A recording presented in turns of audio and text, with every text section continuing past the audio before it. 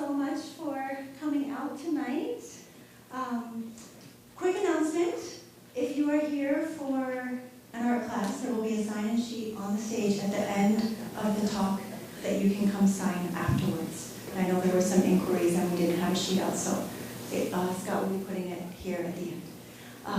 And then big thank you to Park Library for hosting our tonight's event and supporting all of the arts programming that we do here in the library.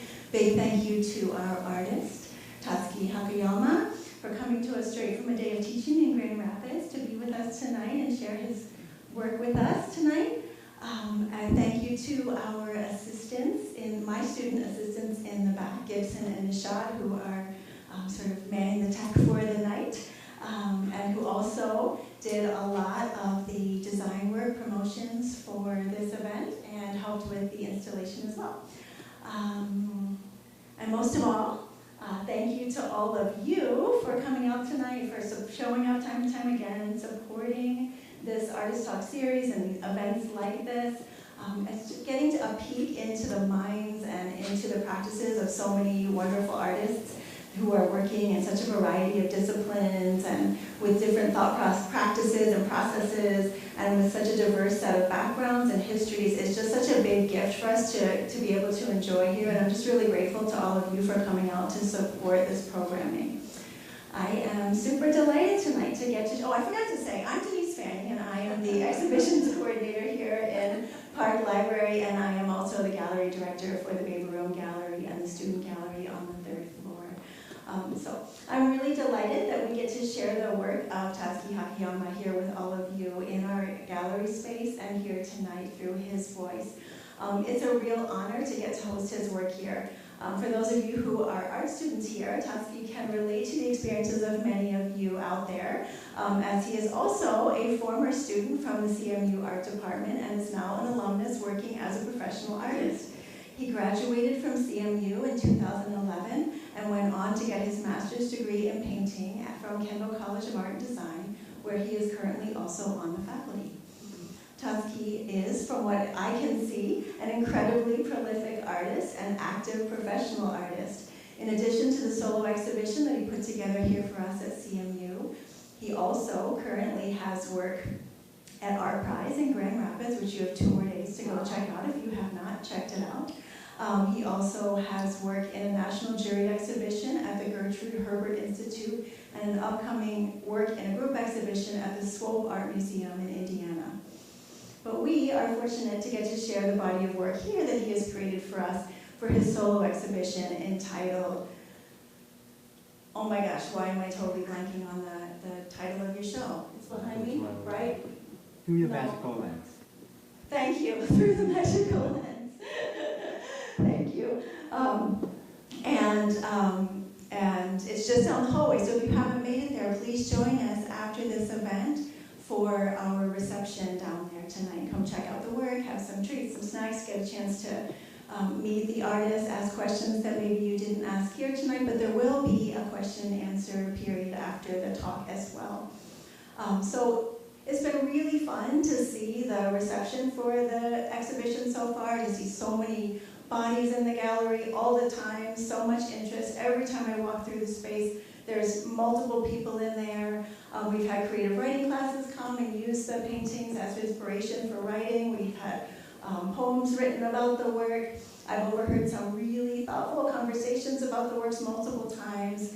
And I'm not surprised, because with his masterful depictions of the humans and the metaphorical and allegorical spaces inside which they find themselves, Tatsuki has given viewers an opportunity to enter portals into private and sometimes vast and unknown worlds. He has given us an opportunity to ask questions about masked, obstructed, erased, and revealed identities.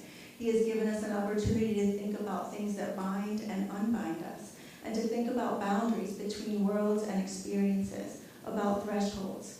His paintings hover in worlds that are at once wistful, magical, and ominous, and they give us an opportunity to think about isolation, endurance, and the paths we forge and must forge through worlds both known and unknown. And all of these threads of observation are simply just jumping off points for every viewer who walks into the gallery and enters the world of these paintings. But what I am most looking forward to tonight is getting to hear Tatsuki share his own words, experiences, and visions for this work. So with that, let's give a big warm welcome back to Tatsuki Hakoyama.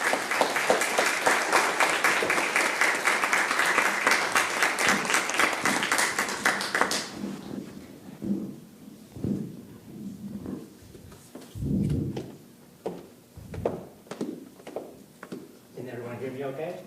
Yeah. Well, thank you so much for the introduction. I feel like that description was so well done. Even though it's my work, I feel like it's going to be hard for me to go after that one. Yeah, thank you so much for the introduction, and thank you, Denise, for also coordinating and helping with all of these things as well. Again, for those who don't know, like putting up an art show and coordinating these things take a lot more,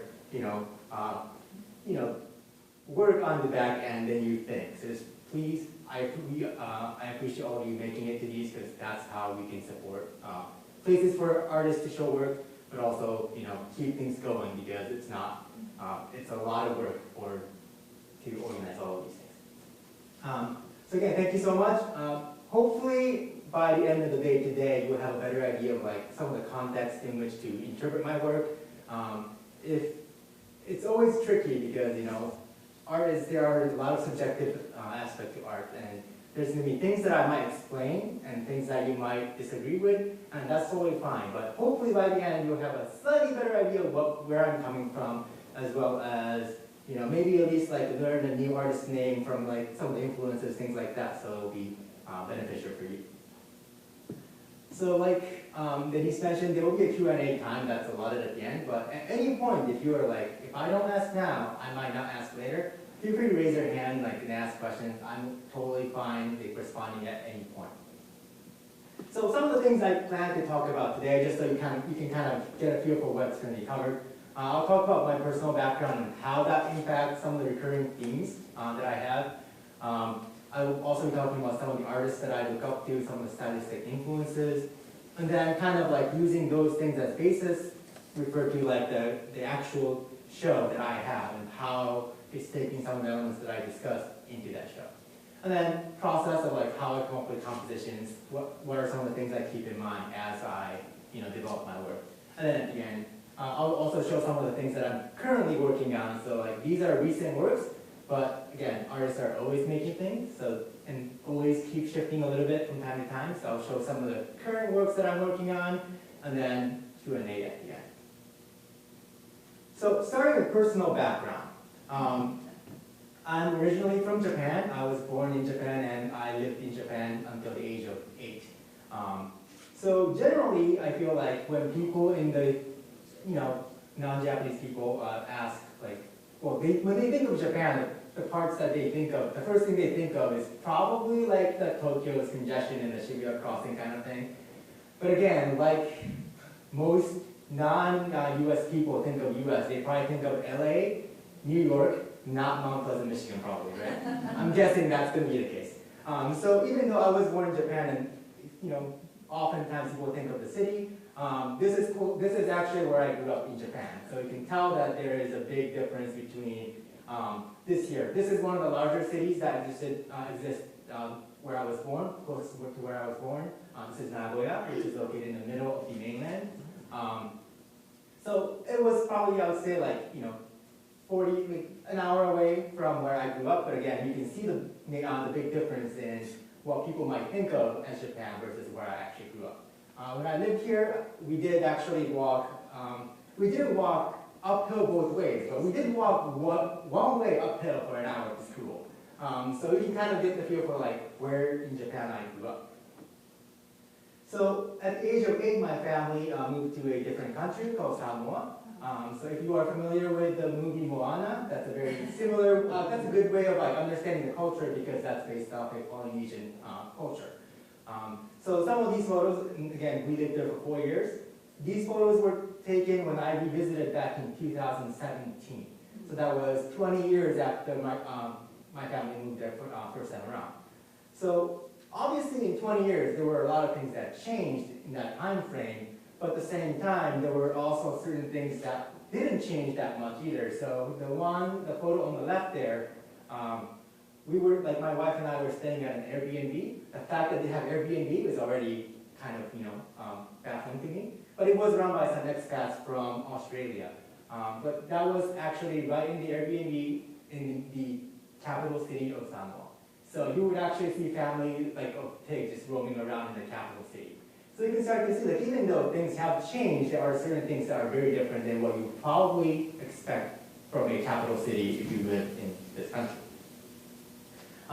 Again, safety concerns, obviously there are certain things that are, again, safety standards and concerns are very different still.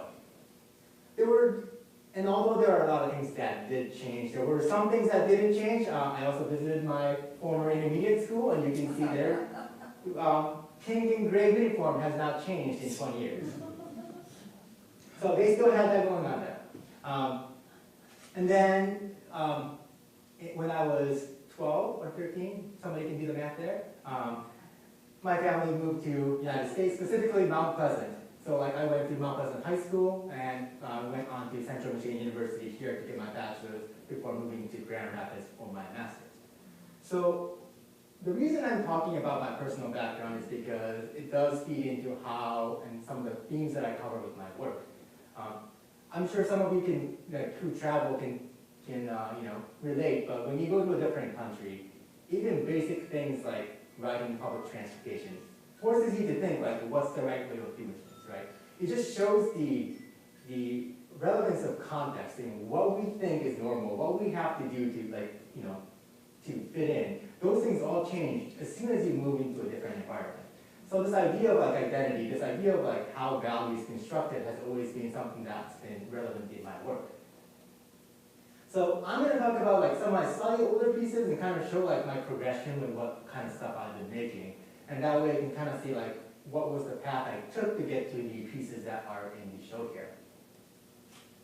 So this is with some of the older works, and when I say older, it means 10 years, 10 years ago-ish, I would say.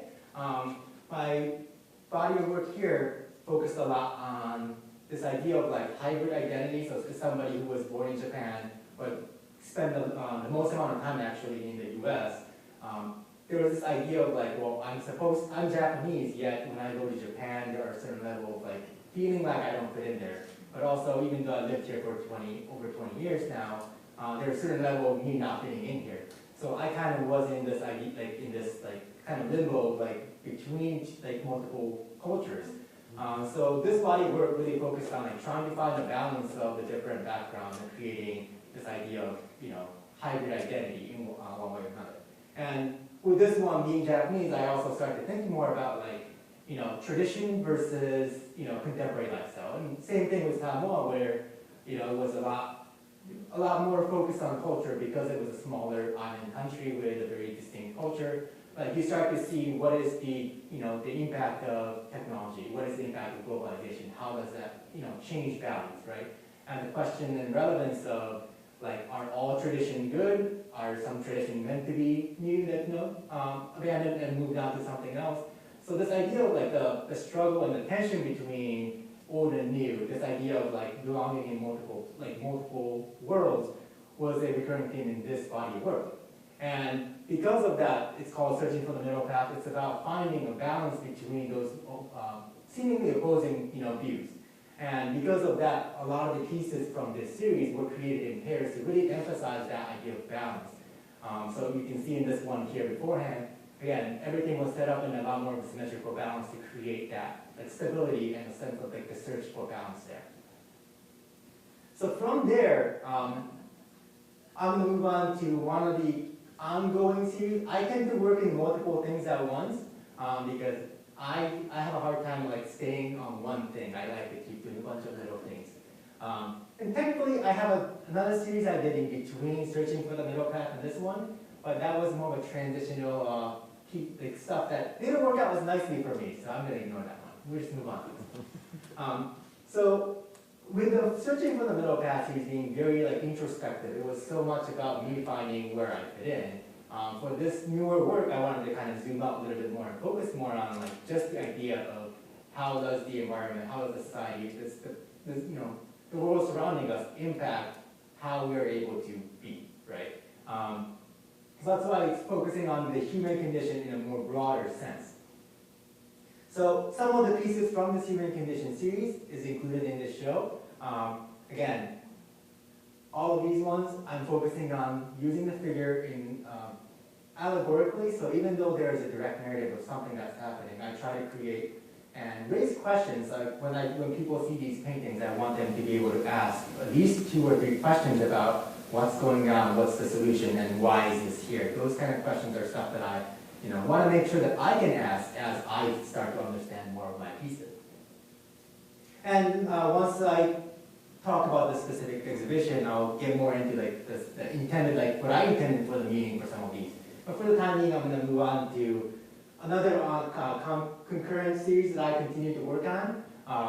And again, I would say these 2 series, Human Condition and Solitary Masquerade, they are more so for me to distinguish what I'm doing. And like stylistically, you probably can, you can see they are very similar, right? And that's totally fine. But I'm just going to talk about like how my thoughts have been shifting as I continue to work on these pieces. So this one, like this series is still focusing on this idea of identity and how our environment impacts us.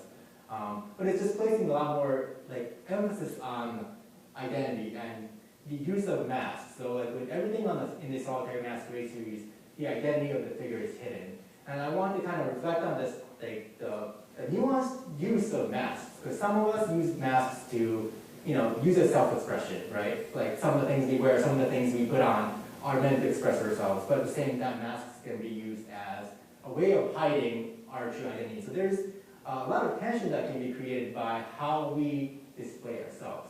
And, this series is intentionally covering up figures so that there's more question about the idea of identity in that way. So again, you can see some of these ones. This piece is included in the show, so you can look up more closely when you get into the gallery. So you can start to see how I'm using objects specifically to hide the identity of these figures. So before I talk about the actual show, I do want to also talk about stylistic influences. And how many of you are familiar with surrealism? Or at least can name like one artist who are considered surrealist? Like, I would like to see a raised hand so I can see where we are. Okay. How many of you can name a magical realist painter, or at least one artist who would be considered a magical realist painter? Okay, there's like 2 or 3 hands, so there's definitely a lot less. So I do want to talk about like the differences and at least how I would interpret the differences, so you can kind of gauge where I'm coming from and why I'm drawn to this magical realist style. Because oftentimes when people talk about my work, surrealist is probably the most common one that I hear. And definitely I'm very intrigued by surrealist painters, especially during my early years, when I was attending, CMU, a lot of my inspirations came from surrealist artists. But my current body work, I actually consider more to be the magical realist style. So I like just, I don't want this to feel like a class lecture, but I'm just going to talk a little bit about like how I interpret them and why it's relevant here. So surrealism-wise, I would say Salvador Dali is probably the most famous. So the one on the left, the persistence of memory is one of the more well-known by his work by him. I also enjoy like Kay Sage, Yves Tanguy. There are a lot of other surrealists that I enjoy looking in their work. And surrealists always worked on the, like exploring the subconscious mind, and it was a lot, like they are more of a dreamscape, right? So they tend to be stuff that's very hard to actually explain or describe because it can be so out there in what it's trying to depict. One of my favorite surrealists, though, is René Magritte. And again, for those who've seen that his work is also fairly well known. If you've taken art class, I'm sure you've heard his name. Even those who may have not known this was his work, you may have seen reference to some of his works in different media. So Magritte has been known as the undogmatic surrealist. And I would say part of that is because unlike a lot of the other surrealists, his pieces are a lot more grounded in objects that are familiar to us, right? There's a lot more natural sense of space. There's a lot more, things that can be like relatable to us to see. So I would say like stylistically, I would put his work a lot closer to the magical realist style. So I'll start to kind of talk about why, like again, I'm drawn to that style more, but you can start to look at, even when you start to see these things, there are definitely things that are not going to be, not going to happen in the real world. But in terms of the sense of space, you can start to still feel like it's a representation of the space we live, right? It's not a dreamscape as much, it's more about something wrong with the reality kind of approach. And I also include this one because if you can see the title, this is called The Human Condition by Rene Magritte. So one of my series is a little nod to one of my favorite surrealist artists. So we're going to move into more of the magical realist. And when I say magical realist, I do want to clarify, there is also a movement that is specific to the world of literature, which is for the magical realism, but I'm going to be talking more about the visual art side of magical realism. And there's obviously a lot of history with magical realism, but I'm not going to get too much into it, because that is the job for art historians to discuss it with you. So you can ask questions and refer to the art history faculty here if you would like. But I'll talk a little bit about magical realism. It is fairly old. It's a lot older than some of us may maybe know. It started back in the 1920s as new objectivity in reference to the expressionists. Again, that's all I'm going to get to here. But the ones that I'm drawn to, who includes George Tucker, is actually the American magical realist from the 1940s, 50s, and 60s. So what the magical realists did during that time, oftentimes they're also considered social realists because they reflected on social issues that were relevant at the time. So a lot of their stuff focused on the eeriness and the uncanniness that exist in almost a mundane scene. So even though it's supposed to be depicting a scene that should be very relatable and that should be normal, there's just something that seems a little bit off about it. So the subway is probably the most famous piece by George Tucker, but you can start to see, there's something that just seems a little bit off. And one of the other things that you probably notice is, in terms of stylistically how it influences my work, is just the way the identity is obscured or hidden in one way or another to kind of, communicate those things. And with George Tucker, a lot of his pieces do deal with the idea of surveillance, because 1940s, 50s, and 60s, if you are not aware, during the Cold War, this idea of surveillance was just a big social, thing. So his work actually, makes sense once you start to understand the context for which these were made. You start to wonder why the artists have, intentionally obscured some of these figures, or the ones looking at you are very, suspicious. Those things make probably sense, right? And even though the reason why I hide the identity of my figures are not completely the same purpose and conceptually as Tucker, there's obviously things that feed in stylistically from some of these artists that goes into my work. One of the other artists that I really enjoy is Tetsuki Ishida. His work, again, even though he's considered a surrealist, I always kind of find him to kind of go back and forth between surrealism and magical realism as a style. Because even though this is something that can't happen in real life, there's an element of reflection on the real world as opposed to just a dreamscape kind of thing, right? So, and his works always ends up, it's a social commentary on some of the lifestyle in Japan as somebody who was living in Japan at that point. So you can start to see there's an element, again, the line between surrealism and magical realism can be very thin sometimes, but you can start to see the difference in being completely imagined space versus something that refer back to the reality to a certain extent.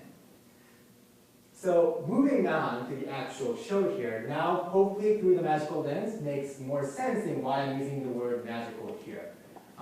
Again, it's a reference to the idea of magical realism as a style, but also because, like the magical realist painters, I want my works to be a reflection of the world in which we exist.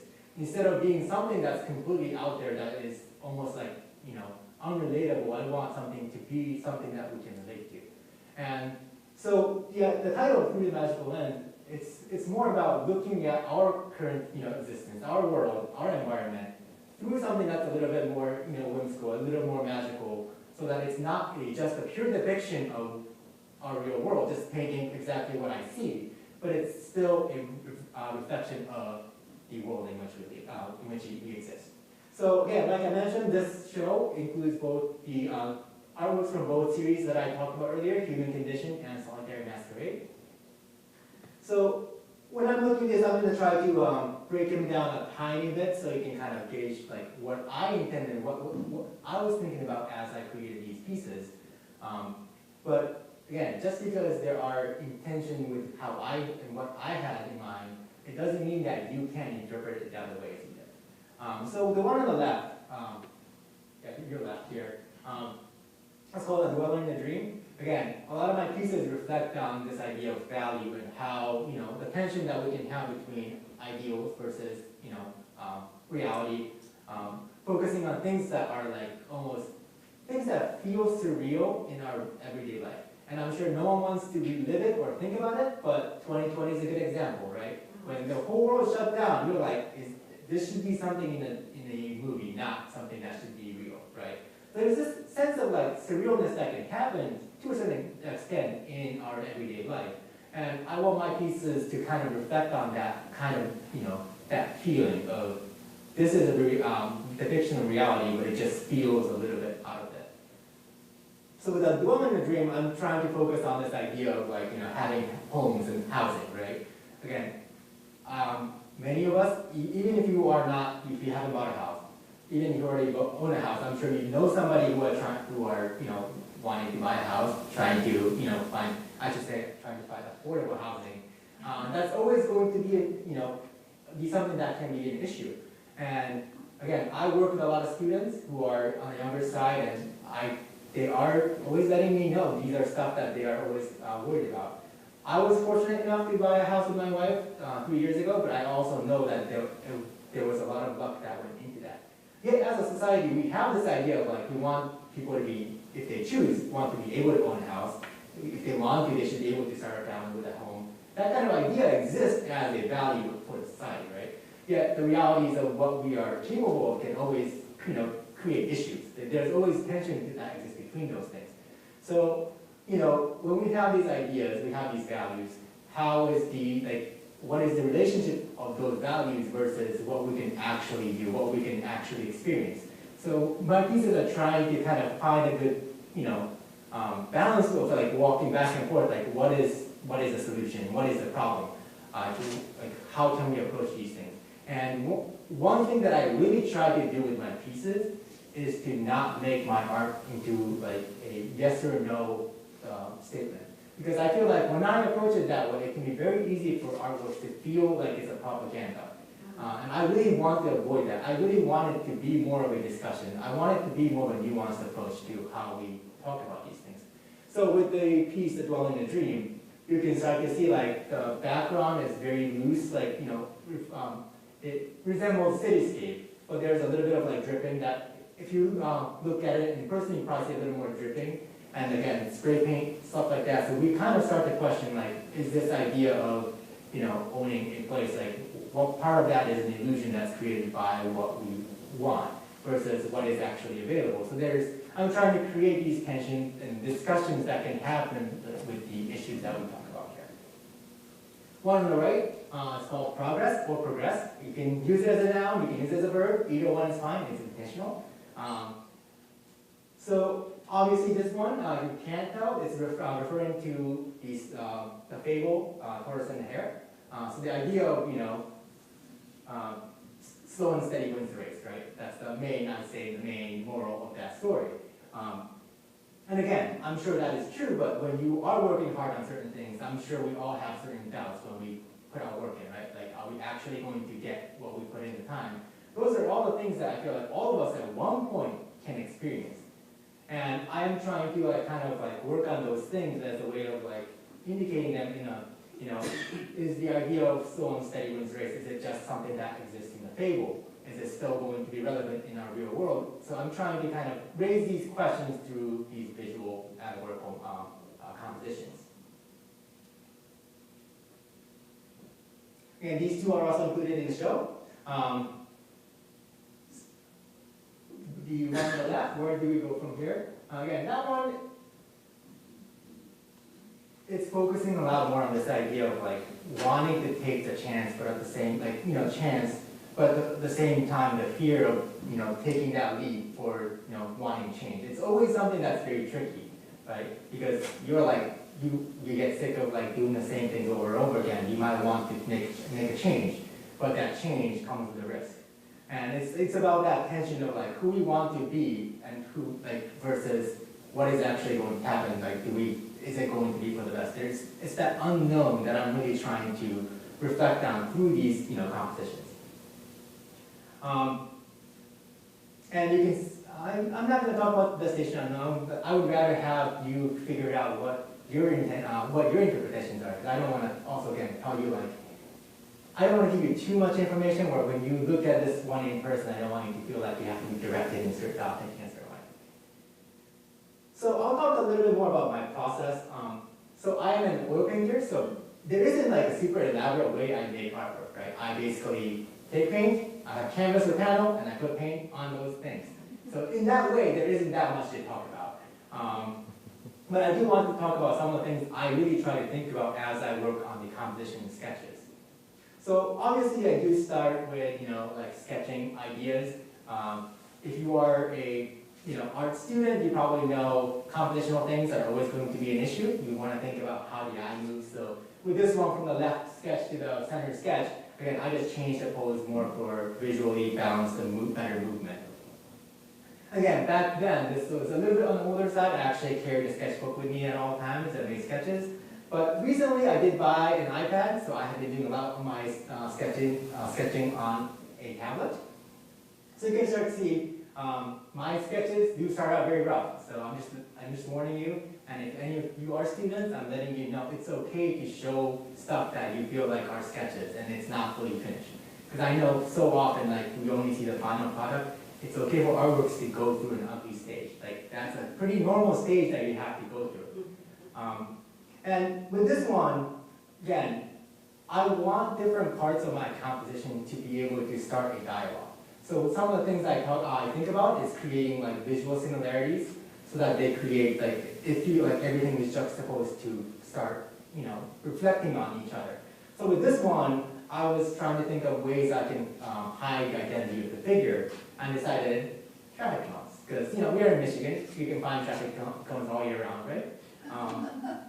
And decided, well, what are some other things that shape like a traffic cone? So I decided, well, party hats look similar enough. Let's go with that. So you can start to see, but like this realist, though, like you can still see the manipulation of size and scale to make things a little bit less literal than it needs to, that it can be here. So you can start to see, like, initially I started out with a person like on a log. To me, that was just visually not interesting enough. There wasn't enough things that were starting a conversation with what is happening, what's the environment, what is the relationship of the figure to the environment. So you can start to see like how I started to kind of explore, like, well, how can I showcase this idea of like isolation, right? So we're trying to, like, one of the ways you can start to interpret this piece is like, well, the idea of construction is basically building up how are we, like, why are we using that to cover our identities. Party hats obviously has this idea of celebration, stuff like that. But at the same time, in this case, even though there's confetti, there's party hats, the figure is very isolated and on top of the surface. So it starts to create this storyline that people can, like, resonate with in different ways. So you can start to see the final composition versus the actual finished piece versus the final sketch that I have here. And one of the other things that you will see in like more of my newer work, again, this is a lot more for like getting to the artist side of me, to talking about some of the things I consider. I really try my best to introduce things in the foreground, which I know sounds very simple, but it's very hard to do. So my goal with a lot of my figurative composition is to place the figure, not the closest to us, part closest to us, but one step further back, so that we have to go through the space to get to that, to the figure. Because I find that to be a lot more inviting, and it forces you to enter the visual space as opposed to the figure being the first thing, in the image. So in this case, you can see a lot of confetti that I added at the end helps to create that depth that really takes you into the space a little bit more than when it doesn't have that. So you can start to see some of that was done. Like when I saw that middle portion, like the middle sketch, I knew it was almost there, but it felt like it just didn't have that same level of spatial depiction that drew people into that space. So I added that confetti to reflect on this party, the whole party had, a reference, but at the same time, it's also this, it gave a lot more meaning to this, figure that's isolated on top of this, little, whatever you want to call those things. Sitting very uncomfortably on an upside down stool, but with this idea of like celebration, right? Confetti and celebration just being surrounding the figure here. So, like I mentioned, all the pieces, whether it's from the Human Condition series or from the Solitary Masquerade series, my goal is to really try to depict like the human experience that's hard to explain with just words. Obviously, I'm trying to do that here, but I'm sure like there are things that I'm really not fully communicating just with words. And hopefully that's why we are, some of us are visual artists, so that we can communicate more than what the words can do.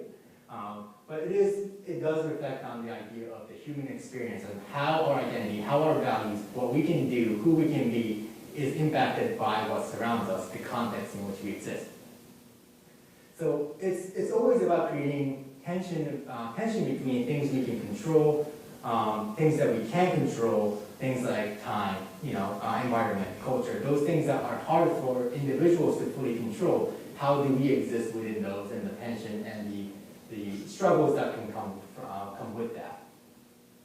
So, and to achieve that, again, the reason I talk about the magical realist is because I try to achieve that through compositions that has like a little bit of mystery, a little bit of fantasy elements, while still grounding the whole composition in more of a realistic space that we can understand and reflecting on the space that we actually exist in this world. So I want the paintings to not be an imagined thing out there. I want them to serve as a reflection of where we exist, but through that magical like veil that we can kind of interpret. And again, I'm really trying to avoid the tendency for some pieces to be political, because again, some of the things that I include, like the intent with my pieces, deal with issues that can be considered political. But at the same time, everything that relates to our human experience can also be political, right? But I don't want my pieces really to become propaganda, where it becomes so simplified and simplified to a point that it's whether or not you get it or not. Because to me, most solutions are not that black and white.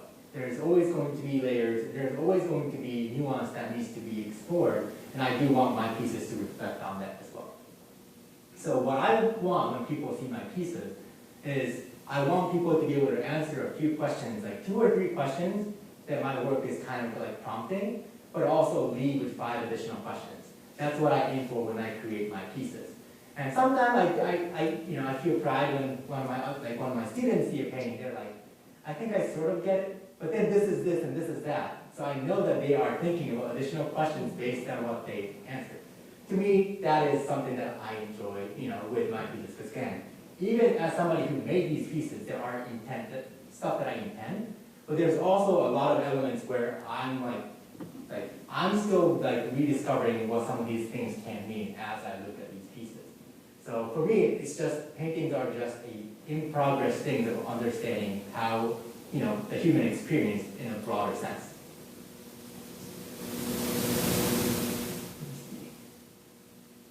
So I'm going to go, get to the current projects. So these are some of the New West, I should say.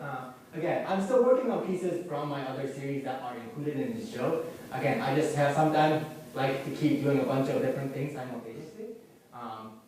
So this is one of my most recent series, and idea-wise, and theme-wise, it's actually still very similar. I'm reflecting on things like values. I'm reflecting on things like, of who we are and what we value. But these ones are using reference to fables and fairy tales, which have been, used in history to pass down morals to, children, right? So the question becomes like, well, how many of those fables and fairy tales are still relevant in today's world?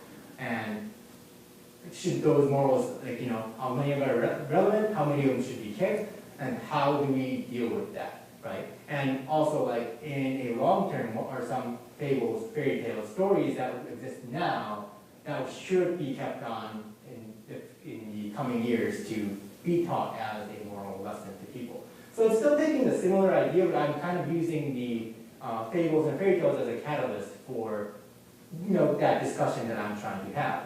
So in this case, again, you can probably see, if you are familiar with Japanese tales, the one on the far left is referencing the Night Gakko, the red ogre who cried, which is a fairly well-known story for most Japanese people. The one in the middle, you can probably see, that one's based off the Goldilocks and Three Bears. So there's three bears. There is a person holding a bowl, right? And then one on the right is the boy who cried wolf. Or you can also find any other wolf-based fables, because there are a lot of them. But that one is based off the boy who cried wolf. Again, with these ones too, I do try to avoid it being so literal and becoming just an illustration of these fables. So you can see, like, what I'm trying to do is to kind of bring the figures to be more realistic so that it becomes representation of our existence, the human experience, as opposed to just becoming illustrations of these stories.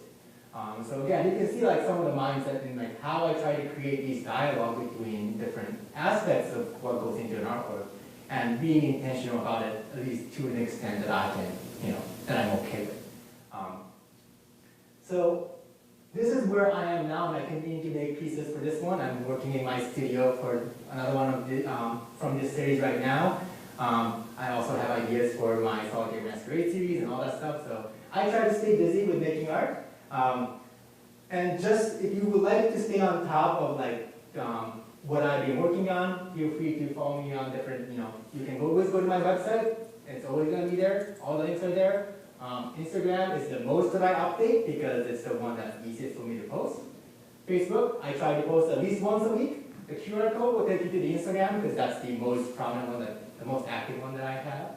But at the same time, if you are following my Instagram, I also highly encourage any of you who are not currently following David Room Gallery's social media to also do that. Because again, I want all of you to support the arts, and the more you help with that, the more artists they can bring in, the more things they can do, the more promotion they can do. Because again, without those venues, artists can't show work as much. I do also appreciate all of you being here again. That's all I have here. Is there any questions that people want to ask? Again, I try to explain things, but at the same time, I know it's always hard to explain everything about my work, because sometimes I don't get enough of it. Otherwise, again, when we go to the gallery for the reception, you're more than welcome to, like, ask me questions in person. If you're just shy and you don't want to talk, because when I was a student, what I'm doing now would be my worst nightmare. Because public speaking has never been something I wanted to do. It's not that I wake up now and be like, you know what I want to do today? Public speaking. Like, I'm not there yet, but I am getting better, because you have to sometimes talk about your art. So just letting you know, if you're too still not there, and, like, openly asking questions, when we're in the gallery, just let me know. I'm more than happy to talk more about that. Right? Yes. Can you talk a little bit about your working habits and your studio practice and how you work it into your life around all your teaching obligations, etc.? I would say if any of you are students. Can you repeat the question? Oh yeah, I can do that. Yeah. So the question was, like, how do I, what is my studio, practice habits, and how do I manage, like, teaching and then working, like, making art and stuff like that. I would say my lifestyle is not something you probably want to base if you're a student, I don't recommend basing it off me. I tend to work best at nighttime. I would say my optimal, like, painting time is like 11 p.m. to about 3 a.m.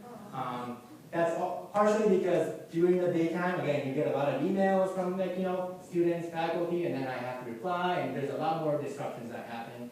So often my wife and I have a dog that's very, like, attention-seeking, which means I have to wait until that dog is asleep to let me focus on things. So that, evening time works best for me. But again, like, when you are teaching, you do have to, like, sometimes work around that schedule. But one of the things I really try to do is, like, I do, pride myself in being an active artist. and I draw a line in like artist needs to be making work, whether it's like sketching, whatever it is, like I always try to be working on something. And that means I need to treat my art making as part of my job. And, you know, it's very easy for sometimes to be like, well, I don't really feel like it right now, I'm not gonna do it. But again, and sometimes that's totally fine, but if you start doing that too often, like for me, I would stop being an artist.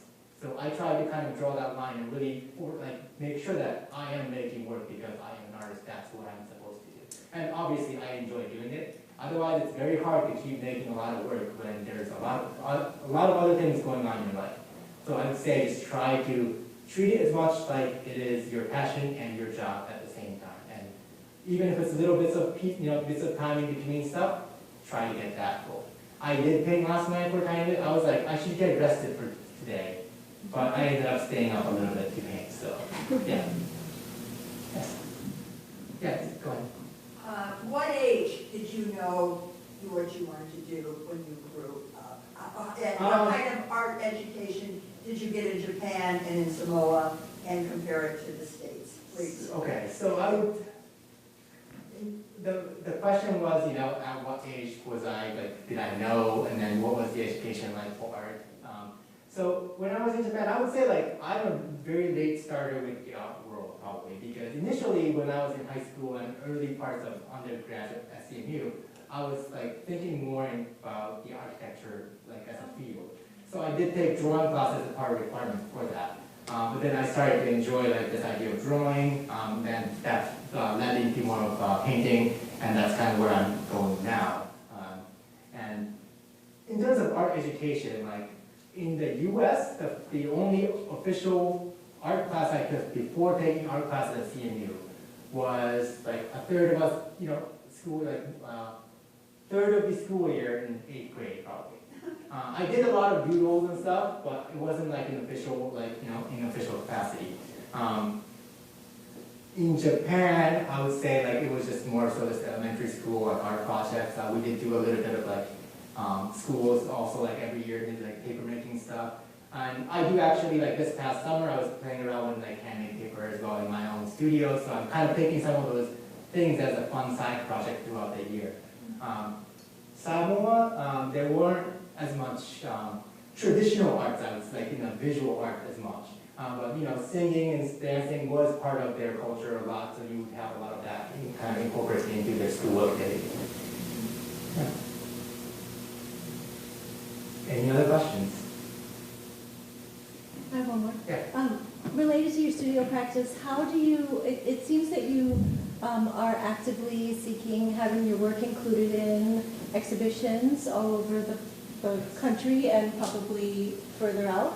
And I'm curious, do you set aside specific designated time to apply to shows, and what's your process with that might inform some of the way the students proceed? So the question here is, how do you approach finding opportunities to show your work, basically, right? I'm always looking for different things to apply. But at the same time, when you are still starting out, I do also understand the hardships that comes with that. Because when you're getting to a show that's slightly further away, you have to think about, are you going to drive it there? Are you going to ship it there? Do you know how to properly package things for shipping? And if any of your students who might be thinking about this, I also recommend somebody like Denise is a good resource for you to utilize when you are on campus and you are still a student, so that they can, whoever is working in the gallery can help you guide. And I hope that's okay that I'm kind of promoting that. Absolutely. Because it is something that you might want to learn, but it's hard to find some place that can give you good, hands-on experience about those things. In terms of applying to things, one of the things I try to do is set myself goals for what I want on as I build my artist resume. Right? So generally, I try to have, this year I want to try to do this many things for this portion of my resume so that I know I'm still being active as an artist.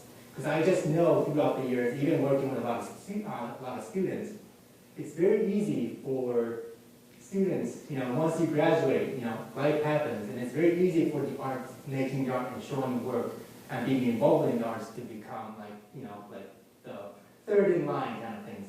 Again, it's unfortunate, and I understand, but it's also something that you can figure out, well, for my life once I graduate, maybe this is something that's manageable that I can try to aim for. And having that, then once you know that, you can be like, okay, that means I need to at least look for opportunities every 4 or 5 weeks. So you can start to kind of develop this habit of this is my goal, this is what I have to do, and that can help you get things going. And as your career advances, you can start to reassess what is my next goal, what do I need to do to make that happen. Hopefully that kind of answers that. Yeah, no, that's good. Yeah. You touched on time management. How do you manage your time as a college student or even beyond efficiently, but also not to become too rigid where you, in a way, blow people off and not allow the right people into your life? I mean, how is that a combination that you recommend we have? I feel like I'm not qualified to answer that question, I feel like. I feel like that's an individual thing, so it depends, I mean, as an instructor, one of the things that I try to do with my students, again, this is just, I'm talking as an educator now. When I have students, one of the things I really try to do is, when I was a student, I feel like there was a strong push to be well, you should be spending 6 hours for each class, art class you take outside of class, kind of things. Okay, that was a pretty common thing you hear when I was in school. I'm kind of calling BS on that at this point, because I feel like it's just not basically enough time for our students to be doing that for every single class. So when I teach classes, I try to make it so if you attend a class that you scheduled and signed up for, and you pay attention and work hard, whether or not you create something that you're really happy with, you will leave the class where you felt like you learned a lot. That's what I try to do.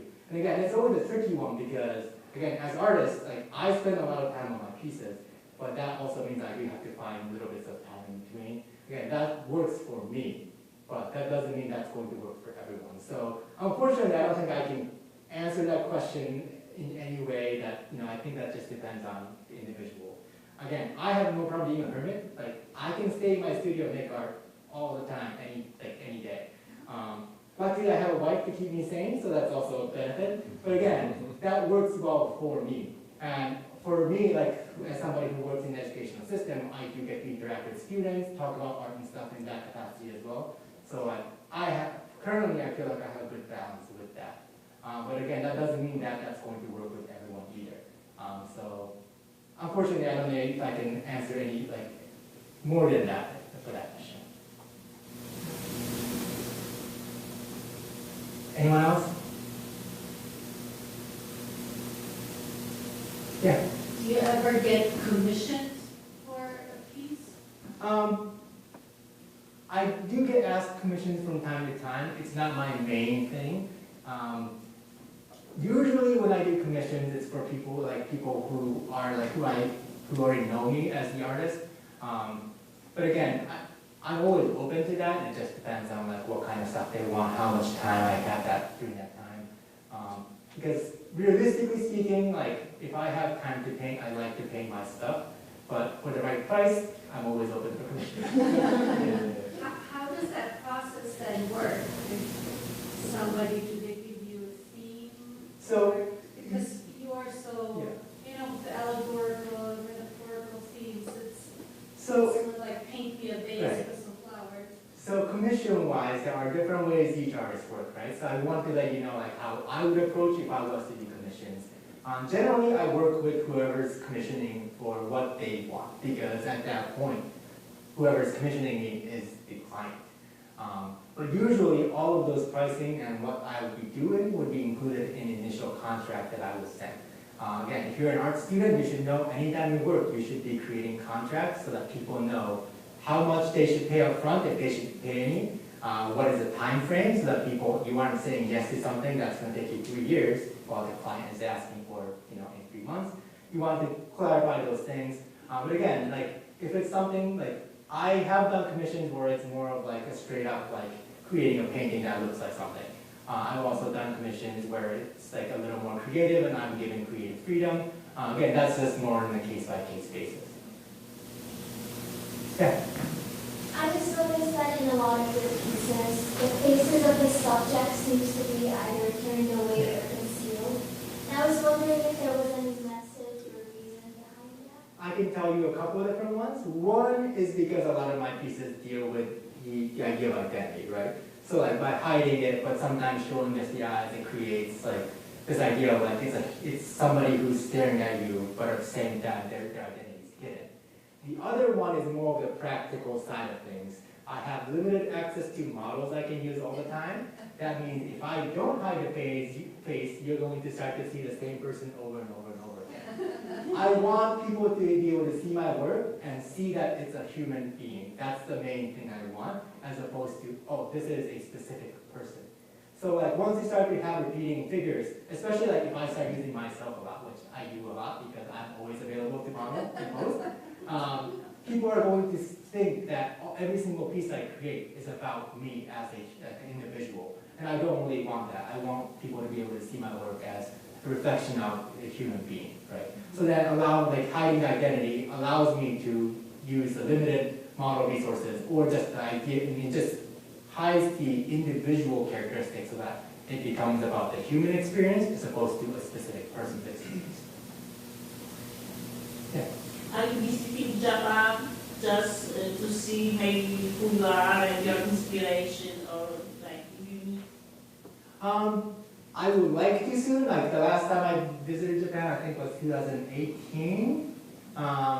Again, the tricky part for me is finding a reliable dog sitter at this point because I would say that's one of the main things. Not to mention, I can only usually take a long time off during like summertime because I'm in the educational system. So but at the same time, summertime I also have like other artist stuff. Like usually I teach workshops, I do mentorship programs, stuff like that. So it's just about juggling things. But at some point, I'd like to go back in soon. Any other questions? Okay. Thank you so much.